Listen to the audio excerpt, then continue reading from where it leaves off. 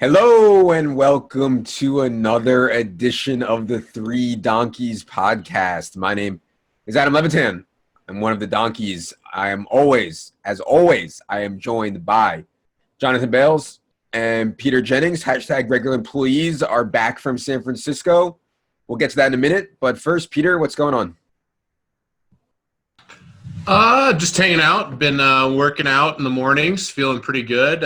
Skunked someone in racquetball today, so ready to take you clowns on. And trying to take advantage of some opportunities we've seen recently in the different markets. And trying not to be a donkey, which I was for most of the winter. So trying to start the new year in a different direction. Bales, Happy New Year. What's going on? I'm sick. I'm getting over being really sick. I'm mostly fine now, but on the way back from the night before we left San Francisco this past weekend, I got pretty sick and then got sick on the flight and have had a fever and stuff. But it was pretty quick in getting over that. So just happy to be healthy again and back in the back trading in the markets. Luckily for you, I've got this insurance situation going on where I feel like I need more life insurance now that I'm having another kid. And the insurance guy is trying to sell me on disability. And basically, if you guys that don't know, disability, first of all, I hate insurance. I think insurance is such a scam and such a waste for most people. But this guy's trying to sell me on disability. In other words, if I can't work for X amount of time, 6 months, 2 years, 5 years, 30 years, they pay you, for that entire time. I started thinking about it and I was like, what would prevent me from sitting in bed looking at alt markets or what would I'd have to be stone paralyzed, not to be able to record a podcast about fantasy football or something. You know what I mean? So I'm thinking that maybe I shouldn't get the disability, but then maybe I should. I don't know. But my lean in insurance situations always don't get. So I don't know. But that just made me think of it when you said you were sick. You being sick in bed doesn't stop you from, looking at Tickcoin and stuff like that. Yeah, Bales is sick with the how rich disease. Hashtag how rich. Is that covered under our plan? I don't think. We got insurance now, so I guess I can afford to get sick, but I'll never use it. I never go to the doctor. But yeah, insurance is not. I disagree that most people shouldn't get insurance. They should get insurance. I think some probably like before we got acquired and got real insurance, I had insurance, but it was just really shitty insurance that.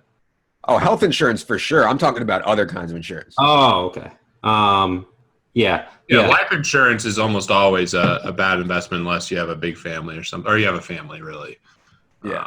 I would never, If I wasn't having the second kid, I would never get life insurance. Yeah. I actually did an internship in life insurance sales, and that's some of the sleaziest stuff you can possibly do.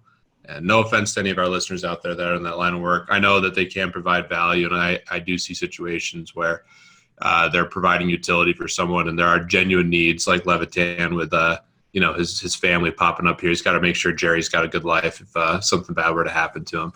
But in a lot of scenarios, there's a lot of bad stuff. Yeah, no offense to anybody in the life insurance business, but Peter just called you the sleazy scumbag. So no offense. That's the best way to set it up. No offense, but you're a sleazy scumbag.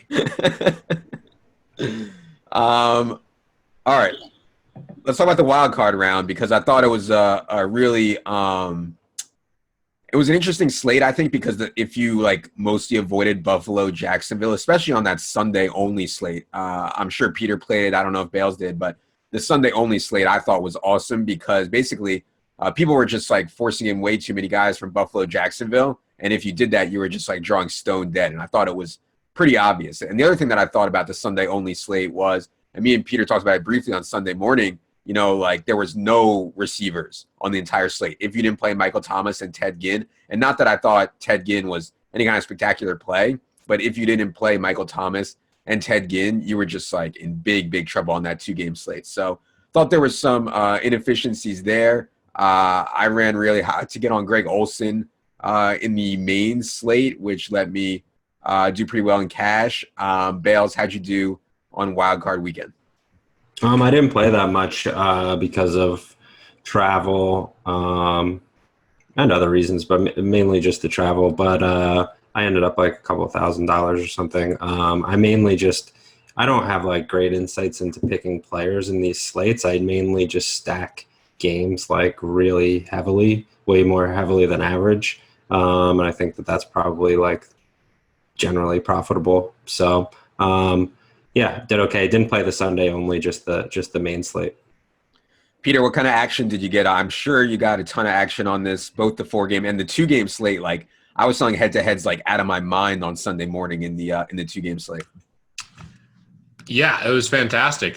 Sunday only worked out extremely well because I was all in on Ted Ginn, even had some Ted Ginn tournament exposure on the 4-game slate. So, yeah, was all in on Breeze. It was nice. I feel like the 2017 NFL season was frustrating for me in a lot of ways. Certainly some mistakes that I made, but incredibly hot start to the year. My only bad team, it wasn't even bad. I had 2 DraftKings cashed game teams. One cashed all the 50-50s. The other was like right on the fringe, but everything else was like a top 10%, 5% team. So nice weekend. And yeah, this next round isn't as enticing to me. I'm a little concerned about this next round because the spots are a little tougher. Like that Carolina Saints game, even though I had the under like a donkey, really seemed obvious. And yeah, I guess the only thing that I was heavy on that didn't really work out was Gurley. Yeah. He was chalk anyways, so. Yeah, I actually lost on FanDuel because I had Fournette Gurley, and in hindsight, Gurley was so expensive. It just really stressed the roster construction so bad. Probably shouldn't have gone there. Especially, yeah, Derrick Henry was so cheap on FanDuel, yeah. Yeah, I thought the 2 receivers you got up to on FanDuel with Henry was really nice, so. Right. Or Greg Olsen, you could have got, and I went Kelsey, and Kelsey obviously had the concussion, but yeah, Kelsey was on his way to a monster game before the concussion. Yeah, this divisional slate, man, like all I want to do is play Steelers at home, and then of course they have to face like this generational pass defense. So haven't really started working on that yet, but on first glance, as Peter said, doesn't look like it's a layup spot really all around, maybe outside of the New England guys, but they're getting really healthier. Let's talk about the San Francisco trip. Bales, what'd you guys do? What's it like being a regular employee? You go on a business trip. What do you guys talk about? Do they take you to dinner and then like strip clubs like normal businessmen, or what do you do out there? No strip clubs. It was just like a project planning meeting. So I was a little bit late. I had an early flight on Thursday. They got delayed, and I was on the plane for like 9 hours or something like that. It was awful, next to a baby. Yeah, it was just planning for 2018. It was really productive overall, and I'm excited about some new things we'll be doing that I'll talk about soon.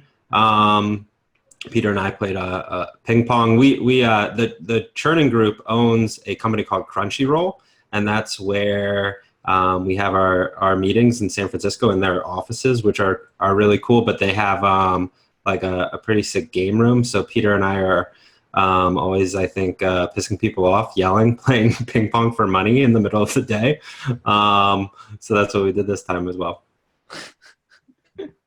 Peter, how was the trip? Well, Bales runs smoking hot yet again. Get in the night before Bales. Meanwhile, Bales is living the How Rich life, sitting courtside for the 76ers game. Of course, there's an earthquake, and we're in a 40-story building. Bales dodged that one. I, of course, was freaking out. Then we had the product meeting, which was really good. It was actually awesome to be with those guys. The Churning Group guys are so sharp, and it's nice to be in the same room with the sports action as well as the sports insights guys. So it was a fun trip. The ping pong was the pinnacle for me. Pretty awesome ping pong with Bales. He is getting #old though. He tweaked his knee playing ping pong. So that was disappointing because we didn't get to play the second day. But yeah, it was great. It was fun. We went out to some cool places in San Francisco. We stayed at this Marriott Marquis, which has this view bar on the 39th floor, which is really awesome. It was a cool view. So yeah, a lot of fun. And yeah, Bales, how's your knee feeling, bud? It was feeling great until today. I don't know if it's the cold or what, but it started to just feel a little sore again. So I don't know. I'll have to test it out on the racquetball court soon. Yeah, I'm ready to play. I mean, basically, Dr. Wang told me that my finger, at this point, I can either have surgery and that's like 50-50 chance of correcting it, or I can just, live with it like this. So if you guys watching a video, you can see that it's still, no, I can't, like, it looks like I'm like bending it the wrong way, but I'm not. That's just like the way it's going to be for the rest of my life. So, um, to be honest, I'm not too confident in the care that I received from Dr. Wang and company. But you're on mute, Peter. But yeah, I Oh, don't know. mute. You're calling out Dr. Wang? Oh, we love Dr. Wang. He's a really nice guy. I He's just right on the podcast. like I should have had an entire, like, my case was so severe. I should have had like a hard cast the entire time that like never could get wet. These casts that I had, they were like soft casts where my finger was like moving around in there. It wasn't I don't know. It wasn't ideal, but now I have this thing. I still can't make a fist. Not only am I not functional, but it's also still bent. So we'll see, man. I have a permanently broken piece of bone in my pinky from basketball. It's kind of hard to tell, but you see it's kind of sticking out there too, Levitan. Yeah. Not trying to say it's even close to the same, but all these NBA guys, I heard a stat that like the average NBA player has like 15 small breaks in their hands. Like that's average. So yeah, be careful out there on the basketball court, guys. I have a ruptured Achilles, and see that, Levitan? I got a hangnail. Not trying to say it's the same as yours, but I have a pretty nasty hangnail. Feel bad for Bales and I don't feel bad for Levitan. I actually was going to play today. I was going to make my triumphant return to the court since the first time since the injury, and decided not to play so we could record this podcast, and didn't want to miss anything going on in the alt market while I was playing basketball either. So I had to cancel that game. I'd say that was the other main theme of San Francisco. Bales and I just talked about KuCoin the whole time. All right, we're going to get to alts in a minute here. First, I want to talk to Bales and Peter about presidential bets, because I believe Peter lost a decent amount of money on the Trump election. Bales, I believe, won a bunch of money on the Trump election. Bales is back at it, tweeting this morning that he wants Oprah to be our next president at 15-1. Bales, how'd you come up with that line? Is that the line that's offshore? And why Oprah? Yeah, I think that's the current line on Oprah at most places. It's not at MyBookie, which has it, I think, still at 80-1, but you can only bet $100. Last time I checked, it wasn't up on Bovada, but I think it was DSI had it at roughly 15-1. So it's somewhere around there. And I can't stress enough how little I know about politics. Really, truly nothing. I'm not even being humble or anything. I just don't know anything. But I think that the Democrats seem to do well when they get people to go vote. Even more so than like proving that their candidate is the best, is just getting people to go vote that are fringe voters that would vote, that would lean Democrat. And she would probably do that. I think she would get a lot of women, and some women that Hillary didn't get. And then minorities, obviously, I think would be favoring Oprah and be more likely to go vote if she were the candidate. So it would really just be like, what are the chances of her running, which might still be low. And I don't know, but after her speech the other night, her friend said that she was considering it, and it seemed somewhat realistic. So yeah, I think 15-1 is something I'm willing to gamble on. Oh, I don't think there's any doubt that she would win if she put her hat into the ring. To your point about getting Democrats out to vote, I think so many Democrats are up in arms and like hysterical over what's going on in the White House right now, that even more of them are more likely to vote in our next election anyways. Then you throw Oprah in there, who I think is pretty universally well liked, as you mentioned, woman, minority. I think you would 100% win. I think the reason that she's 15-1 or worse is because does she really want to go through running for president? Is she actually going to go through with it? And I know we said the same thing about Donald Trump, like never thought in a million years he would actually go through with it and run. But yeah, we'll see. 15-1 sounds fair. Certainly wouldn't want to bet against it. Peter, what do you think about that? What do you think about betting on this politics stuff? I mean, I would trust in Bales. Outside of that, definitely not speculating on politics anytime soon. The flesh wound is still wide open. basically shorted Donald Trump the whole way there. My question is to both of you guys, if let's say Trump versus Oprah for the next election, what would Trump call Oprah? He's the king of the nicknames. And Oprah might be a tough one to get. I don't know. That might be a really big problem for old Donnie. I have no idea. I don't even want to know. I have no idea. We're not going to speculate on anything. We're just going to speculate on Oprah winning the presidency. Peter, why don't you tell the people what made you bet so much against Trump? I thought there was no chance. The markets, I thought we're going to, at first, when I was really confident, was when I was getting Hillary basically even money, or taking Hillary versus Bernie Sanders. I just thought that basically her situation and her influence and the money that she had behind her was going to really help. And then I just thought there was no way Donald Trump could be our president. I just was biased, and it's really easy to be caught up in your own bubble. And that was a clear example of me just not overthinking it, but just being too confident in like the way I think about things and thinking that other people think the same way. So I also thought like the majority of like the sharp gamblers outside of say Bales were all really heavy on Hillary. So that made me even more biased. But yeah, it was clear a big mistake, especially at the end when I started investing more when the odds were very heavily in Hillary's favor. That really burned me. So yeah, good lesson to learn in speculating on politics.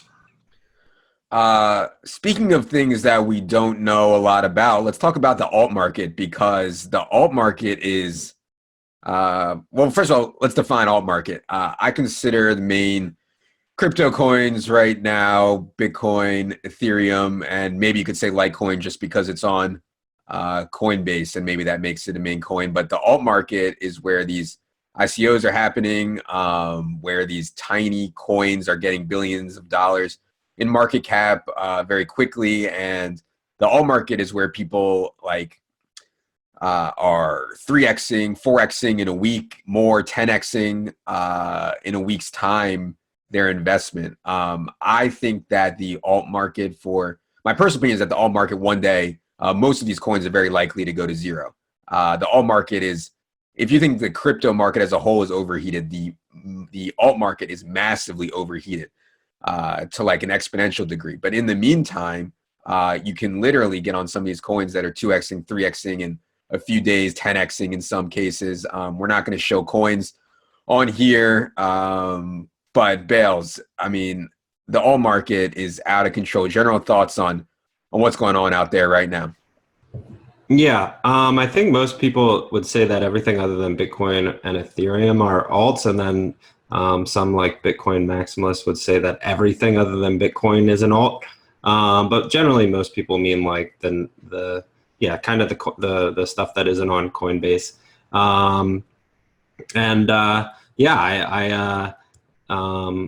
I don't know exactly when things will slow down, or when there will be a crash, if there will be a crash. I do think that this is like completely unsustainable. I disagree that they'll go to zero. Some might like approach that, but I don't think most of them will go to zero. Most of them do actually have utility. They're just so far out from the time that they might offer that it's complete speculation. So it's like 99% based on speculation as opposed to their like current value. But that doesn't mean that you're sort of betting on like the internet when it first came out or something, and imagine how bad that was, or any technology compared to what it is now is just mind-bogglingly horrific when it came out. So I also don't, although I don't know exactly when it will pop, I actually don't think it's as soon as some other people. I think there's room for growth, even if it is a bubble. The alt market is so hot that some exchanges like Binance and Bittrex can't even accept new users. They might be back accepting them now, I don't know, but like people are still wanting to get into this alt market space so badly that they're getting turned away. The exchanges can't handle it. KuCoin is constantly down. So like to Bale's point, I think there's more room for the bubble to go. before it certainly pops in the alt market. I don't know, man. Peter, any thoughts on the wild state of the alt market, generally speaking? To me, it feels like we're in like the euphoria stage of the sequence. So that's generally kind of scary if you have positions. Normally it's like euphoria, then profit taking, and then a pretty strong crash. I do think that there's a lot of opportunity for the space to still grow. I think that this is a really interesting space, and there's a lot of interesting projects. But to your point, Adam, I mean, a lot of these projects don't even have anything out there. They don't even have tokens being used. They're just an idea and a white paper and a team. And some of these companies or these projects have crazy valuations based on their tokens. So that part to me is scary, but I do think more and more people are trying to get involved. Obviously, the speculation side of it is huge. One business that I'm very, I have a ton of convictions, just an amazing business are these exchanges. I mean, the volume that these exchanges are doing is ridiculous, and they're taking a percentage of the fees. And I even heard on a podcast yesterday that these crypto exchanges are the fastest growing businesses in the world. So there's a lot of interesting stuff going on. Be educated. Certainly very, very speculative if you're going to be trading these altcoins, much more speculative than holding, Bitcoin or Ethereum or something, which obviously have use right now. They have bigger teams and whatnot, but you're not going to see Bitcoin or Ethereum 4x in a day, or at least I don't think so in the near term. Right. Yeah, and that's when people are like, oh, look at these donkeys chasing the alts. Look at all these idiots chasing alts. Well, it's like, yeah, I agree that Bitcoin and Ethereum are way better investments, but like, how can you really tell people that you're going to 4x your Bitcoin, the next week? Like, it's obviously not going to happen. So I don't blame people for chasing the alt market. Yeah, that's one of the reasons that we've invested in some of these things. It's like clearly huge risk, and even like unknown risk, but the upside is so clearly massive that it's difficult to say that it's not worth it when an exchange coin, for example, 7x's in 5 days.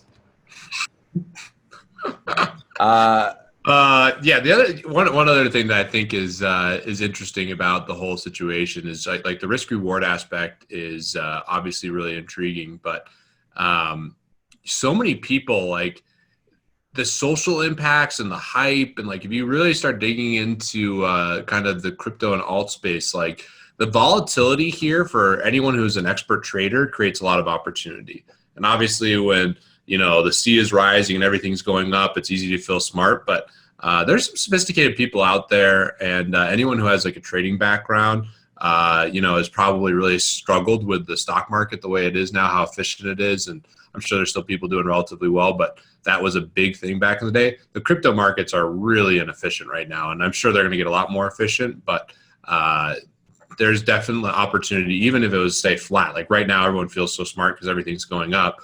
If it was this volatile and flat, smart people would still be able to make money. So I think that's one other interesting aspect of it. And obviously, if you're not good at it, that's not your area of expertise, you're probably going to be a victim of your emotions and get abused by these other people that are good at it. So really understand your strengths and weaknesses if you are going to speculate on this stuff, because I think there's obviously opportunity, but there's also a lot of risk.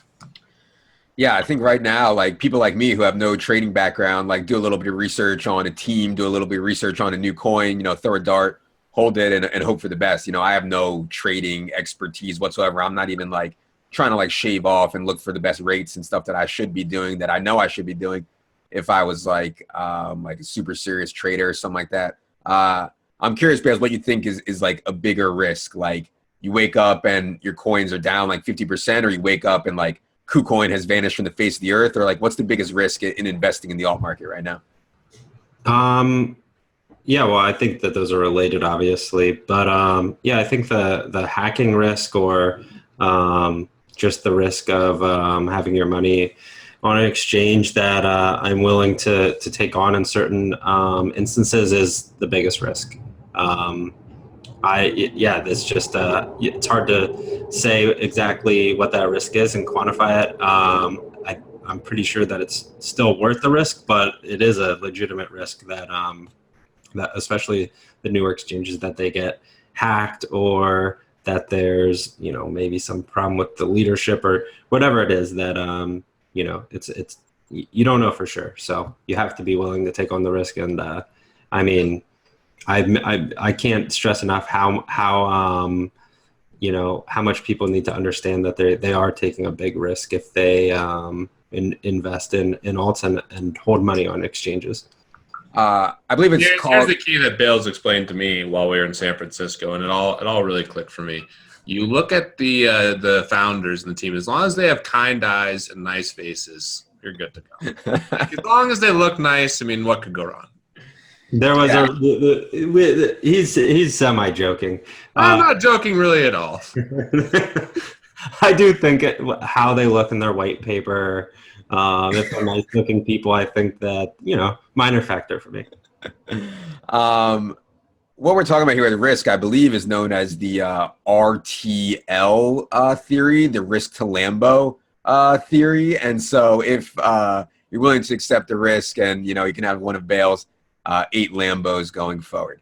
Yeah, and also one other thing too that is like the lingo in the crypto space, but it is like a good way to look at it.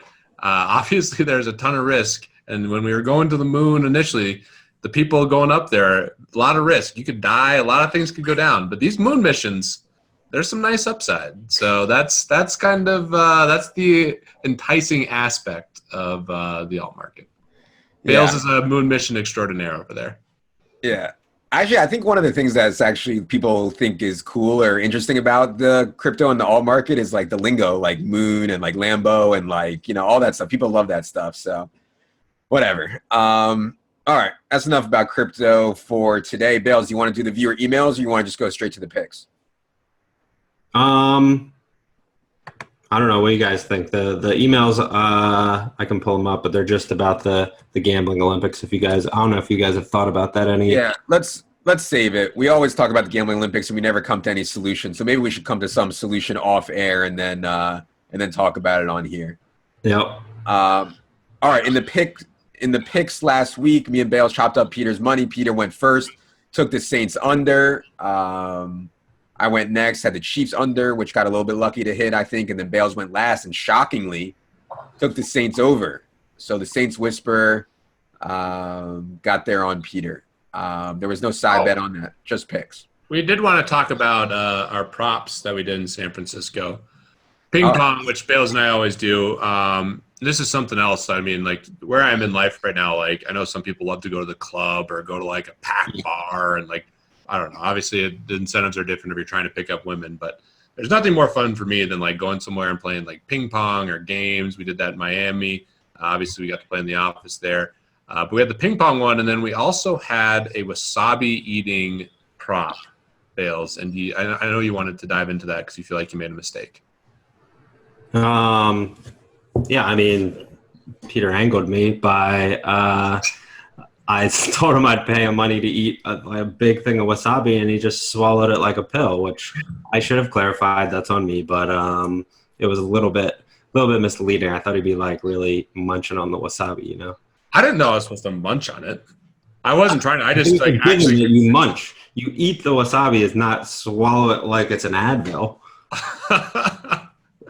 I did take, I think, 1 or 2 munches and then swallowed it. I didn't see a single munch. Okay. So one big lesson, a lot of clarifying on these big props. That's and that wasn't a big one, obviously, but clarification when you're doing these prop bets are interesting. And with that, I wanted to ask Levitan, what would the price be for you to snort some wasabi like Steve-O, Levitan? How much? How much wasabi? Like a marble size.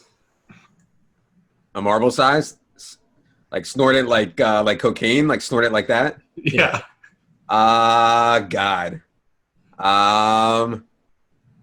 I'd probably do it for half a Bitcoin and the laughs. Half a Bitcoin? Bitcoin? No shit. I'd do it for... do it for 1 KuCoin. Half a Bitcoin. I don't like feeling terrible. It wouldn't. I don't know that wouldn't. I feel like I'd feel really bad for a while. It's interesting to talk about what maybe next time we do a segment on like what you do stuff for. It's interesting what people do certain things for, because some things I'll be like really low, I don't care, and then some things like if you ask me to go to the post office right now, I would need at least half a Bitcoin. Like I thought the DraftKings pizza challenge, like I do that like every day. That's like a pleasure, you know what I mean? Like I for sure think I could do that, and I'd be happy to do that. We know you can't do that. Did you do it? You didn't even attempt to do it, Levitan. No, it was only 1 Milli Maker ticket. But like, yeah, I'll be happy. Was it 5? Yeah, what are you doing over Levitan? You're grinding all the small edges. You're going through all these different things, and you wouldn't even do the pizza challenge. Nah, People but love that. That would have gotten more likes than anything. Pretty sure I could do it. Bales, Let's do it let's do it next week on the podcast. Okay. I'm serious. Okay. All right. Are you in here? Podcast. I mean, no one wants to hear Levitan just eat the pizza. I think that would be funny. They can just it'll be like on iTunes. It'll be 10 minutes of just. Maybe we'll do 2 episodes next week. One, the pizza challenge, where we talk smack to Levitan while Maybe that's a good idea. How much are you gonna give me to do the pizza challenge? I don't know. We'll come up with something. I mean, would you do it against me, or would you need to finish? I was thinking I just need to finish. I don't want it to be too much of a race. I'd give you something. I would bet you on it. You really think I can do it? We all know the keys to Levitan's heart. How many DBC do you need, Levitan, for the pizza challenge? Yeah. I mean, DBC is going to the moon. By the time we do the pizza challenge, DBC could be like $2. So yeah. Not that many. I don't know. Give me 1,000 DBC. 1,000 DBC. This guy over. Who do you think you are, Levitan? I'm just starting the negotiation. I'll free roll you $50, and I'll bet you up to 1,000 that you can't do it. Okay. Wait, I think the big key to that bet is the actual pizza, because DraftKings specified no thin crust, but even in normal crust, there's a difference between like, I don't know if you ever had Nomad Bales versus like Domino's. You know, no Nomad Levitan. Right. But like, also, I don't want Domino's. I don't want that shit pizza. You know, like I don't like that. Like the Papa John's pizza. No. Like, what about that place by you, Pizza Rustica? You know what I'm talking about?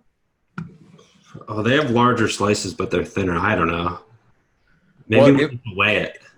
It was a length. It really can't be like a Nomad or Buffad type of thing. Right. All right, we'll come up with the pizza, but yeah, I think that's a huge factor, and also how thick the crust is, because obviously eating the actual pizza is not that hard. It's eating the crust in 10 minutes that is the challenge. By the way, I had Chickies last night. If you guys, man, I mean, Chickies their pizza is so good. I could 100%. Really? Oh man, I could 100% eat their large pizza.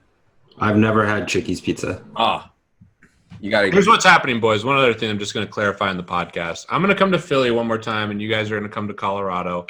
Then we're gonna have a Vegas trip. We gotta get the 3 donkeys together more this year. Those are our 3 missions. And what's your timeline like, Levitan, with the kid?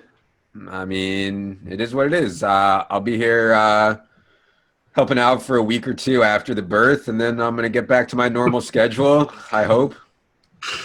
A week or 2? Yeah, a week or 2. That's pretty strong. I mean, I'm paid. Like last time, how can you bribe your wife and like you get some help, and how can you bribe your wife? Like that's well, no. So last time we didn't hire what's called a baby nurse. I don't know if you guys are familiar with this, but this baby nurse, like they're in New York or whatever, they come here and for an exorbitant fee, they live in your house and take care of the baby. So like literally, like we have them for the first week. I told my wife to get this chick for like 2 weeks or more. She refused. We're only doing 1 week, but so from the time we get home from the hospital. For that first week, this baby nurse lives with us. Like she sent like a food request sheet. Like we got to put her on Amtrak to get down here from New York. It's crazy, but yeah. So I won't be like chilling during that time. And then we have babysitters lined up and all that, and nannies, and then we obviously have Ben in daycare. Like they're gonna bust me. Like if DBC doesn't go to the moon, they're gonna bust me on childcare. One perk, Levitan, and one other reason I'm so bullish on Colorado for myself is my wife's mom and my mom live here. That's the nuts right there. You know, they're asking for the grandchildren. I'm gonna make some deal that they're gonna have to watch. Yeah. So I'm gonna draw up a contract with them. I just feel bad, asking too much. My wife's mom does live here. She loves taking care of him, but I just feel bad asking too much. Oh, if you pay them in DBC, I mean, I think they'll be Yeah, happy. but they're not going to take money. It's like it's such a bad situation. Um, but yeah, my wife's mom helps a ton, so that's great. All right, we can do a whole segment on childcare another time. Maybe after the second kid is born, I can tell you guys how horrible it is. Let's get to this week's picks.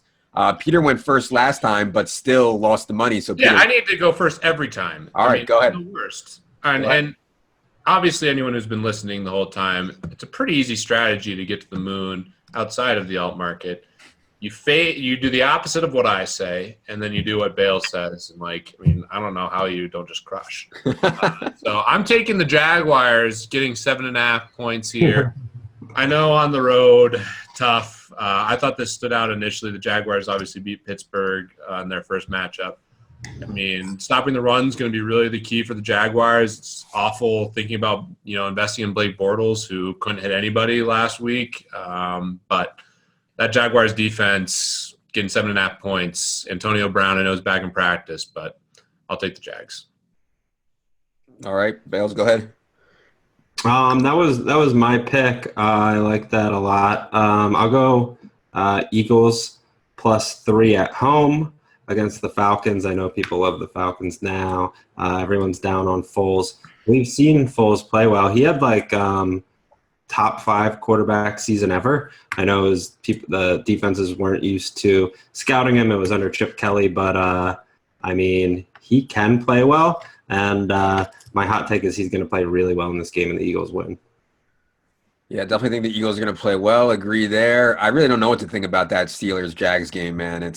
I really don't know. I certainly don't hate the Jags, but I don't know. I'm going to go ahead and lay the wood, and I never do this. I mean, my bets are like 90% of the time I take dogs, and a huge percentage of the time I take home dogs. But I'm going to go ahead and lay the wood on the Patriots -13.5 for this Titans team to go into Kansas City and have that win and have that comeback, and then have to turn around and go up to Foxborough to a team who getting Chris Hogan back, getting Rex Burkhead back, really healthy, 2 weeks for Bill Belichick to prepare to stop an offense that really does not have any creativity to it, does not have anything really going for it, doesn't even know how to use their playmakers like Derrick Henry and Corey Davis. So 13.5 is a massive number. It's a massive number in a playoff game, but I'm going to go ahead and eat the wood there and lay the Patriots.